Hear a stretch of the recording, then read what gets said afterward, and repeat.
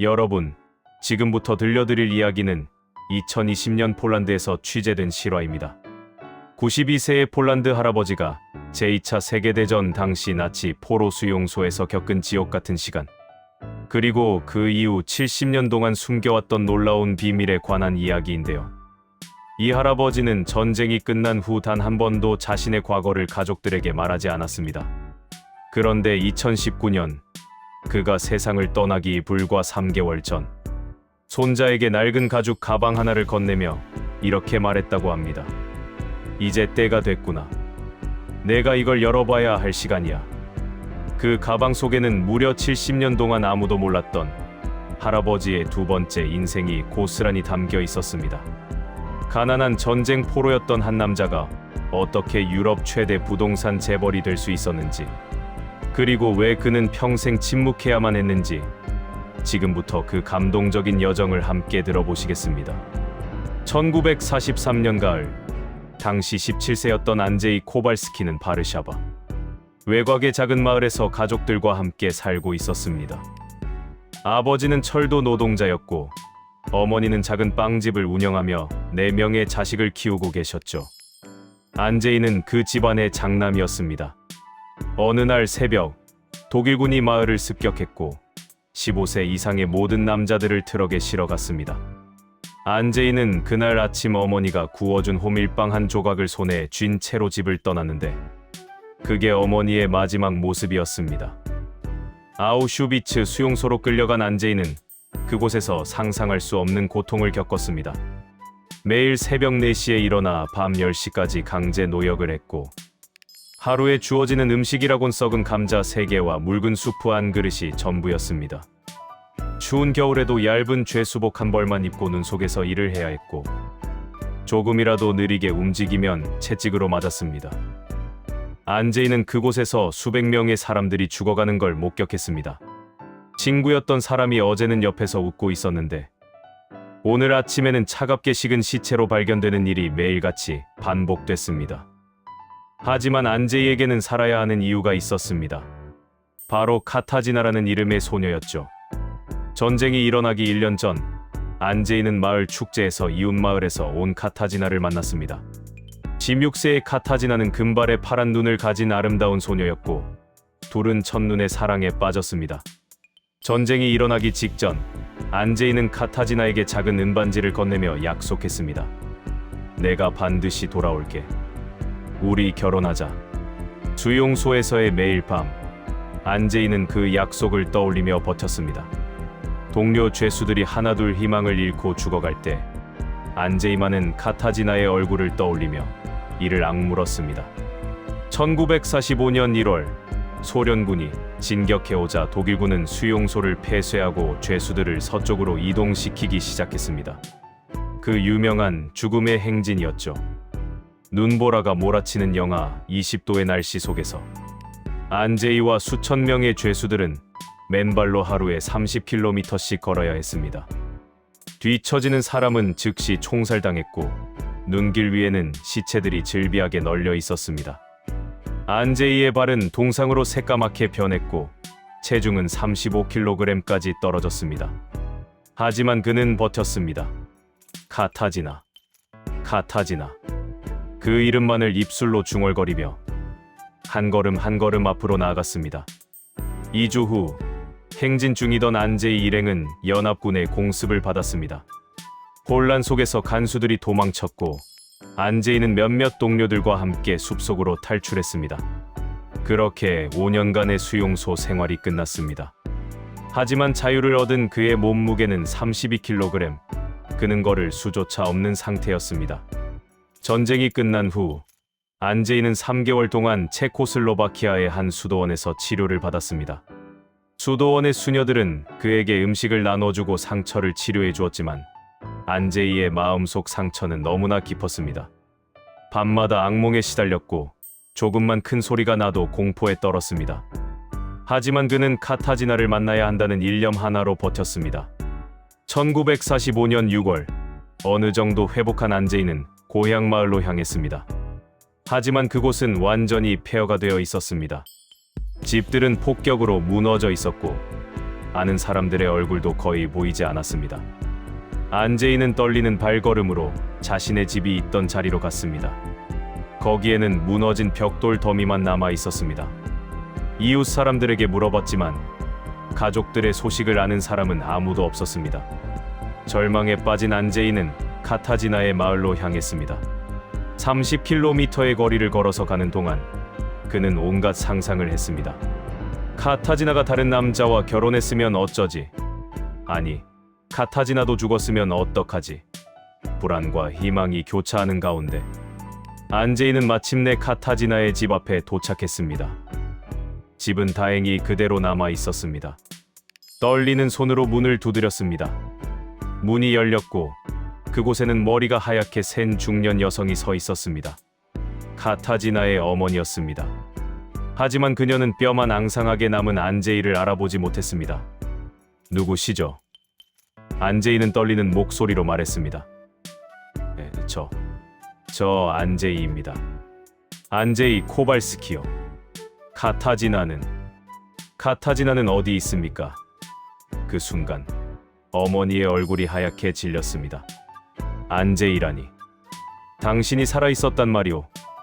그녀는 비틀거리며 뒤로 물러났고 집 안에서 누군가가 나왔습니다. 그것은 카타지나였습니다. 하지만 그녀의 모습은 안제이가 기억하던 것과 너무나 달랐습니다. 금발은 거의 빠져 있었고 파란 눈은 생기를 잃은 채 텅 비어 있었습니다. 그녀의 오른팔은 팔꿈치부터 없었습니다. 카타지나는 안제이를 보자 그 자리에 주저앉으며 울기 시작했습니다. 안제이, 당신이 정말. 둘은 그렇게 5년 만에 재회했습니다. 카타지나의 어머니가 들려준 이야기는 충격적이었습니다. 1944년 독일군이 마을에 들어왔을 때 카타지나는 레지스탕스 활동을 하다 붙잡혔습니다. 그녀는 고문을 받았고 그 과정에서 오른팔을 잃었습니다. 전쟁이 끝난 후 그녀는 집으로 돌아왔지만 심각한 트라우마와 우울증에 시달리고 있었습니다. 안제이가 죽었다고 생각한 카타지나는 삶의 의욕을 완전히 잃은 상태였습니다. 하지만 안제이의 귀환은 카타지나에게 기적이었습니다. 그날 밤 둘은 폐허가 된 마을의 언덕에 앉아 밤새도록 이야기를 나눴습니다. 서로가 겪은 고통, 서로를 그리워하며 버텨온 날들, 그리고 이제 함께 살아갈 미래에 대해서요. 안제이는 카타지나의 손을 꽉 잡으며 말했습니다. 우리 약속했잖아. 내가 돌아와서 결혼하기로. 이제 그 약속을 지킬 시간이야. 1945년 9월, 안제이와 카타지나는 작은 교회에서 결혼식을 올렸습니다. 하객은 단 12명이었고 결혼 반지도 없었으며 신부 드레스는 이웃에게 빌린 낡은 옷이었습니다. 하지만 둘은 행복했습니다. 전쟁이라는 지옥을 통과한 뒤 다시 만난 두 사람은 그 어떤 부부보다도 서로를 소중히 여겼습니다. 결혼 후 안제이와 카타지나는 바르샤바로 이주했습니다. 전쟁으로 폐허가 된 도시는 재건이 한창이었고 일자리가 많았습니다. 안제이는 건설 현장에서 막노동을 시작했습니다. 하루 16시간씩 벽돌을 나르고 시멘트를 섞었지만 그는 불평하지 않았습니다. 수용소에서 겪은 일에 비하면 이 정도는 아무것도 아니었으니까요. 하지만 밤이 되면 안제이는 여전히 악몽에 시달렸습니다. 수용소의 비명 소리, 죽어가는 동료들의 얼굴, 간수들의 채찍 소리가 귓가에 맴돌았습니다. 카타지나는 그런 남편을 안아주며 함께 울었습니다. 둘은 서로에게 유일한 위안이었습니다. 1년 후 카타지나가 임신을 했습니다. 안제이는 아버지가 된다는 사실에 기뻐하면서도 두려웠습니다. 과연 내가 좋은 아버지가 될 수 있을까? 이 상처투성이의 내가. 하지만 1947년 봄, 딸 에바가 태어났을 때 안제이는 처음으로 진정한 행복을 느꼈습니다. 작고 보드라운 아기를 안았을 때 그는 다짐했습니다. 이 아이만큼은 내가 겪은 고통을 절대 겪지 않게 하겠어. 안제이는 더욱 열심히 일했습니다. 낮에는 건설 현장에서 일하고 밤에는 야간 경비 일을 했습니다. 3년 후 안제이는 작은 건설 회사에 정규직으로 취직했고 5년 후에는 현장 감독으로 승진했습니다. 안제이는 성실하고 정직했으며 무엇보다 일을 완벽하게 해냈습니다. 주용소에서 배운 인내심과 끈기가 일터에서 큰 힘이 되었습니다. 1955년 안재희는 작은 건설 회사를 직접 차렸습니다. 직원은 단 5명이었지만 안재희는 그들을 가족처럼 대했습니다. 제때 임금을 지급했고 아프면 쉬게 해줬으며 명절 때는 보너스를 챙겨줬습니다. 소문이 퍼지면서 많은 사람들이 안재희의 회사에서 일하고 싶어 했고 회사는 점점 커졌습니다. 하지만 안재희에게는 큰 비밀이 하나 있었습니다. 1958년 어느 날 안재희는 바르샤바 외곽의 황폐한 땅을 발견했습니다. 아무도 거들떠보지 않는 늪지대였죠. 하지만 안재희는 그곳에 잠재력을 봤습니다. 도시가 확장되면 그곳이 중요한 지역이 될 거라고 직감했습니다. 안재희는 모든 저축을 털어 그 땅을 샀습니다. 카타지나조차 처음에는 반대했습니다. 여보, 그 돈이면 우리 집을 살 수 있어요. 왜 쓸모없는 늪을 사는 거예요? 하지만 안재희는 고집했습니다. 나를 믿어줘. 이건 우리 딸의 미래를 위한 거야. 10년이 지났습니다.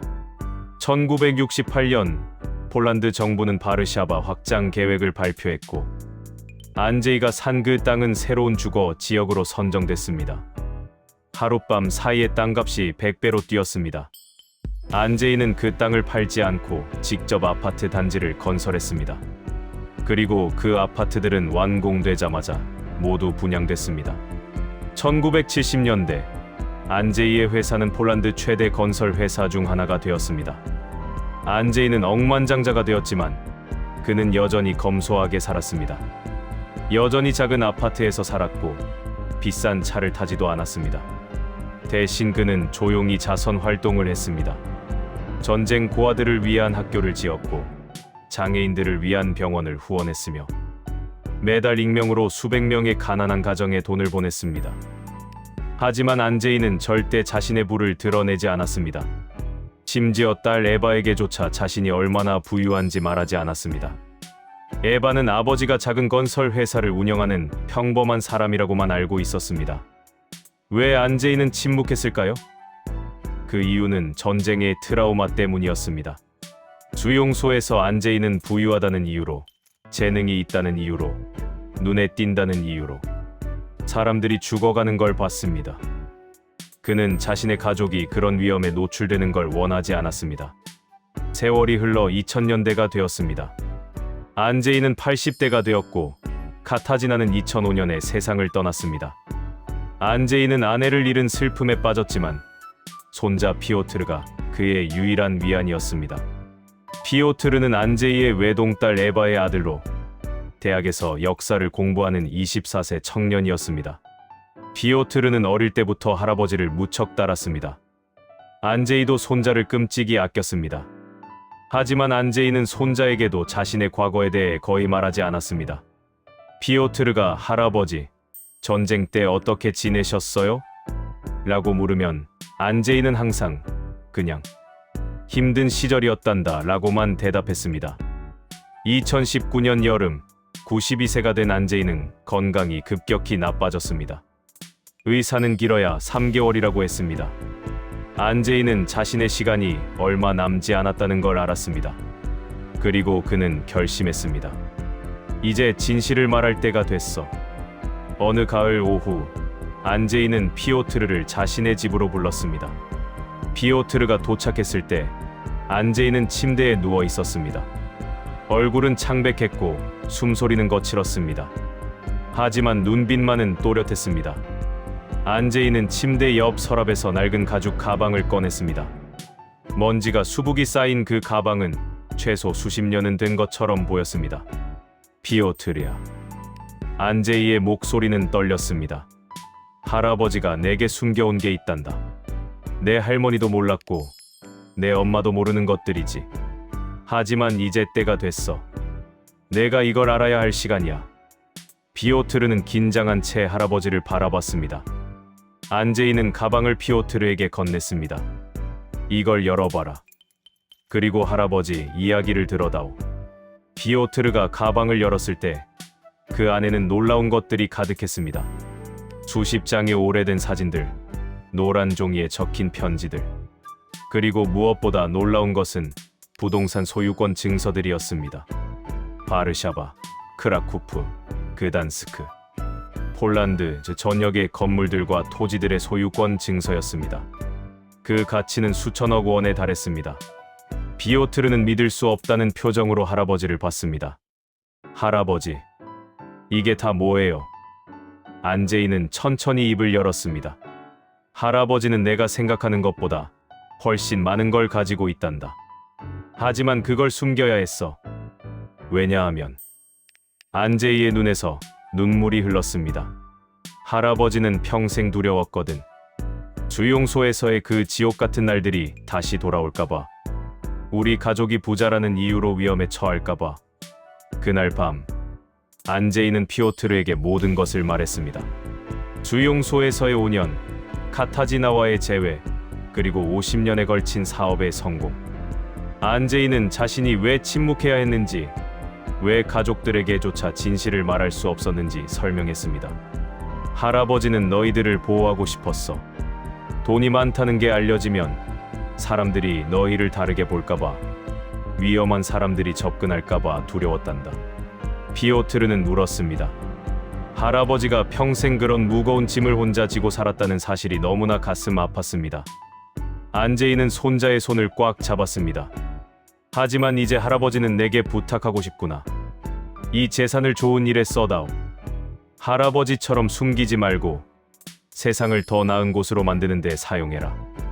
안제이는 그로부터 2개월 후인 2019년 11월에 세상을 떠났습니다. 장례식에는 수백 명의 사람들이 참석했습니다. 대부분은 안제이가 익명으로 도왔던 사람들이었습니다.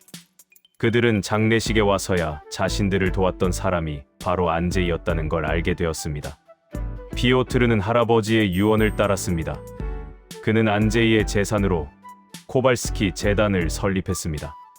이 재단은 전쟁 트라우마를 겪는 노인들을 돕고 가난한 아이들에게 교육 기회를 제공하며 장애인들을 위한 시설을 짓는 일을 합니다. 또한 피오트르는 할아버지의 이야기를 책으로 펴냈습니다. 그 책은 폴란드에서 베스트셀러가 되었고 많은 사람들에게 감동을 주었습니다. 2020년 피오트르는 할아버지가 갇혀있던 아우슈비츠를 방문했습니다. 그곳에서 그는 할아버지의 이름이 적힌 기록을 찾았습니다. 안제이 코발스키, 1943년 9월 입소, 포로번호 A-7834점. 그 번호는 할아버지의 팔에 새겨진 문신으로 평생 남아 있었던 것입니다. 피오트르는 그 기록 앞에서 한참을 서 있었습니다. 그리고 깨달았습니다.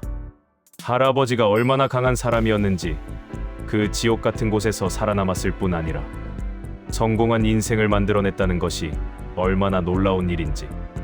하지만 피오트르가 가장 감동받은 것은 할아버지의 선택이었습니다. 안제이는 자신의 성공을 자랑할 수도 있었고 부를 과시할 수도 있었습니다. 하지만 그는 그렇게 하지 않았습니다. 대신 조용히, 묵묵히 다른 사람들을 도왔습니다. 자신이 겪은 고통을 다른 사람들이 겪지 않도록 하기 위해서요. 오늘날 코발스키 재단은 폴란드 최대 자선 재단 중 하나가 되었습니다. 매년 수천 명의 사람들이 이 재단의 도움을 받고 있습니다. 그리고 그들 모두는 안제이 코발스키라는 한 남자의 이야기를 알게 됩니다. 전쟁 포로에서 억만장자가 된 남자, 하지만 평생 검소하게 살며 다른 사람들을 도운 남자, 사랑하는 사람과의 약속을 지키기 위해 지옥에서도 살아남은 남자. 피오트르는 종종 할아버지의 집을 방문합니다. 그곳에는 이제 아무도 살지 않지만 할아버지의 물건들은 그대로 남아 있습니다. 피오트르가 가장 소중히 여기는 것은 할아버지가 카타지나에게 주었던 그 작은 은반지입니다. 전쟁 전에 만든 그 반지는 지금도 빛나고 있습니다. 마치 안제이와 카타지나의 사랑처럼요. 안제이 코발스키의 이야기는 우리에게 말해줍니다. 인생에서 가장 중요한 것은 돈이나 명예가 아니라 사랑하는 사람들과의 약속, 그리고 다른 사람들을 향한 선한 마음이라는 것을요. 가장 어두운 순간에도 희망을 잃지 않는다면 우리는 반드시 빛을 찾을 수 있다는 것을요. 여러분, 오늘 안제이 할아버지의 이야기를 끝까지 들어주셔서 정말 감사합니다. 이 이야기는 제가 2020년에 폴란드를 방문했을 때 직접 피오트르를 만나 취재한 실화입니다. 안제이 할아버지처럼 우리 주변에는 말하지 않은 놀라운 이야기들을 가진 어르신들이 정말 많으십니다. 여러분의 할아버지, 할머니께도 분명 우리가 모르는 감동적인 이야기가 있을 겁니다. 오늘 이 영상을 보신 후 어르신들께 여쭤보시는 건 어떨까요? 할머니, 할아버지, 젊었을 때 이야기 좀 들려주세요. 그 이야기들이 바로 우리가 지켜야 할 소중한 역사이고 유산입니다. 다음 영상에서는 일본의 한 할머니 이야기를 가져오겠습니다. 히로시마 원폭 생존자에서 노벨 평화상 후보가 된 놀라운 이야기인데요. 정말 감동적입니다. 이 영상이 도움이 되셨다면 좋아요 버튼 꼭 눌러주시고요. 구독과 알림 설정까지 해주시면 더 많은 감동적인 실화들을 만나보실 수 있습니다. 댓글로 여러분의 할아버지, 할머니의 이야기도 공유해주세요. 여러분 모두 건강하시고 행복하세요. 감사합니다.